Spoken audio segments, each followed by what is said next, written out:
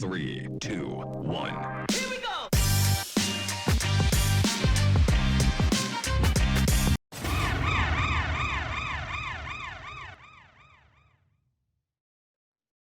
So one thing that came out actually today at the time of recording this is the first episode of Disney Plus's new show, Loki. It's the latest entry in the MCU. Let's start off with like what are our thoughts on like the first episode? So what'd you think of it? I thought it was okay. I mean, Right. it's fine. It was better than the first episode of Falcon and the Winter Soldier. Right. But I don't know if the series is going to be better. I mean, look, the Loki character is just interesting. It's funny. Owen Wilson was funnier than I thought he would be. I think it worked. Wow. What they were trying to portray in the first episode. The whole concept of the TVA. I thought it worked. So I'll watch one more. I actually thought it was pretty good actually. I think it was the best like episode one so far of the three MCU shows on Disney Plus. It was a really good like setup of like what's to come. They had to do a lot of like explaining like kind of like new rules for the timeline, how this TVA thing works and all that.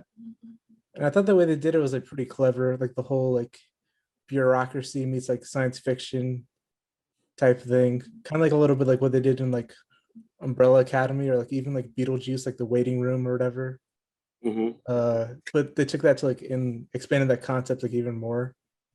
And I actually really like the whole time variance authority thing that they have going on, like all the cool different like technology they have, like the rewind canisters or like the thing that slows you down to 1/16th time. It can like reverse you back in time with like the press of a button, like all this things I thought were like really, really cool. It's like I think this first episode did a really great job of like world building, like what the rules are for this show and all that.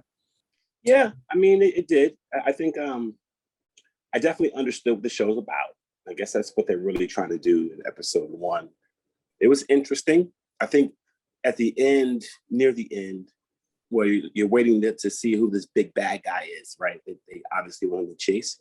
When you find out it's him, that makes it very interesting because clearly, he now knows, and I'm sure the other character of him knows, how to manipulate the time.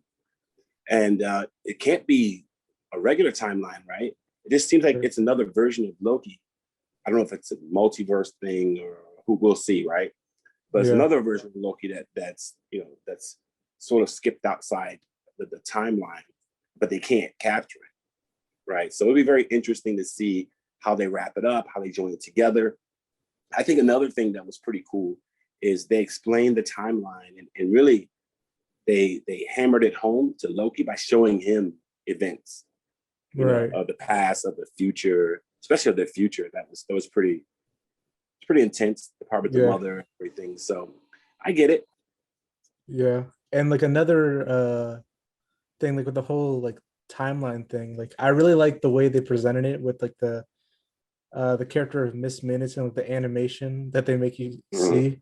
Yeah, that was cool. It was a really cool like animation, and I did notice, and I did see in the credits that it was Tara Strong that voiced like that character. But yeah, like the whole like animation explained like it actually explained like a lot of stuff, and I feel like they changed the rules of like the timeline again, like after Endgame, even showing that like you can create like a Nexus event, and obviously they're saying all this to set up like Doctor Strange 2, Multiverse of Madness, because they even say like all this madness can cause like a multiversal war or something like that. I got the feeling that it was clever, right? So even when you talk about time travel and things like that, maybe another nexus was formed, right? Right. But if that's what's supposed to happen, then the timeline wasn't really damaged. Right, and that's kind of like what the judge explained, like that, like even though the Avengers like mess with the Infinity Stones, that's what was supposed to happen. They say, but Loki was not supposed to take the Tesseract then. Right. And that's clearly what we understand too. That was something that shouldn't happen because it didn't happen in our reality the first time. Right. I definitely understand the TVA, what they're there for, what they can do, what they can't do. I get it.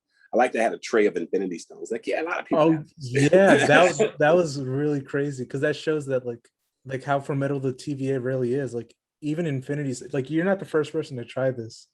People have been trying to do this, and we just erased them like that. The guy played by Eugene Cordero, he was saying like, "Oh yeah, like we all just use them as like paperweights or whatever." Paperweights, yeah, he was funny. And another cool thing is like different like mysteries they try to like tie together, like how they showed that Loki was DB Cooper. That was really cool. Yeah, that was cool. Yeah, I thought that was pretty funny.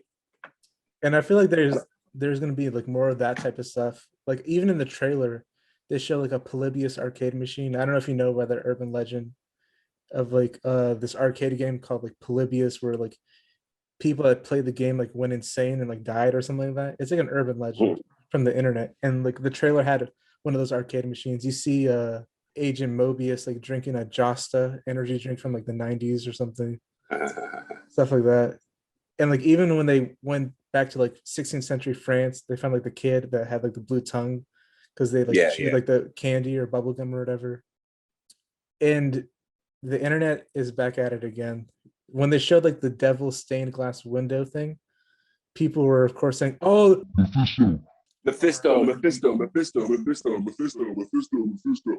It's not gonna be Mephisto." Yeah, I don't know why they want him so bad. I mean, he was an interesting character, but he was just more like a plot tool, right? I mean, even in the comics, he wasn't like, you know. But yeah, I saw it. I think they're playing with you now. Now I think they're messing with you. I'm messing with you guys. No, but I think what they're implying was that Loki, the other variant Loki, that's like supposed to be the devil, like with the horns and all that. That's what the kid pointed at. What do you think is like the reason why the other Loki is like killing off all like the Minutemen from like the TVA? Because I kind of have a theory about that. What do you think though? I think he wants to, you know, just take out the people who could damage whatever like plan he has. I don't think he wants to take over, like be one of the timekeeper people. Yeah, or I don't something think like so, that. no. I think he wants to wreak havoc, and you know the best way to wreak havoc on a grand scale is to get rid of the people that can stop you one by one. I think he's trying to like kill off all the people that can like make him go back to the main timeline because he wants to try to like fight fate. He's trying to kill off all the people that can erase the variant version because he doesn't want to eventually like die at the hand of Thanos or whatever, even though that's what's meant to be. Yeah, something like that. Yeah, I think it's something like that.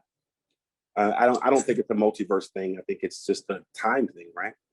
Right. By the end of it, there might be some sort of big multiverse thing happening, or at least they're trying to explain how it's going to happen in Doctor Strange 2.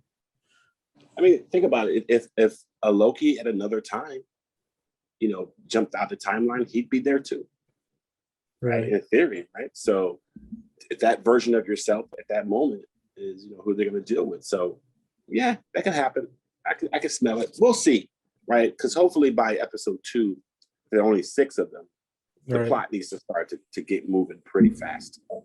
From people that's because press got to see the first 2 episodes of the show. They said like at the end of each of the first 2 episodes, at least, there's something like big, like reveal or whatever to kind of like hold you over to like the next episode. So Nice. if that's like a something that continues through like episode 3 and 4 and 5, like new reveals, like then that'd be really cool. Like that cliffhanger, man. That's old school, late night, like Dallas and Falcon Crest. You know, all the Dynasty. Who shot JR? Yeah. It's like one of those. But another thing I want to say is like, obviously the writing and acting is great, but I really like the music that they have in here. Actually, the whole like synthesizer, kind of Twilight Zone-ish type music at some points was really cool. I thought. So that's just, and the production design, I thought like all those different like creative like technical aspects of the show I thought were really well done. Yeah, I didn't major in cinema, so I don't really know what you're talking about. But I mean, I know what a score is, obviously, but I didn't pay attention to it that much. So. People seem to think that the Lady Loki and like old Loki will be part of the show. We'll see though.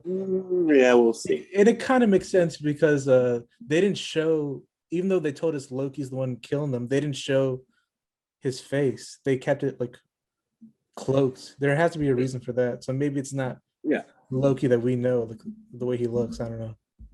Yeah, that we'll see. That could be. We'll see. Yeah.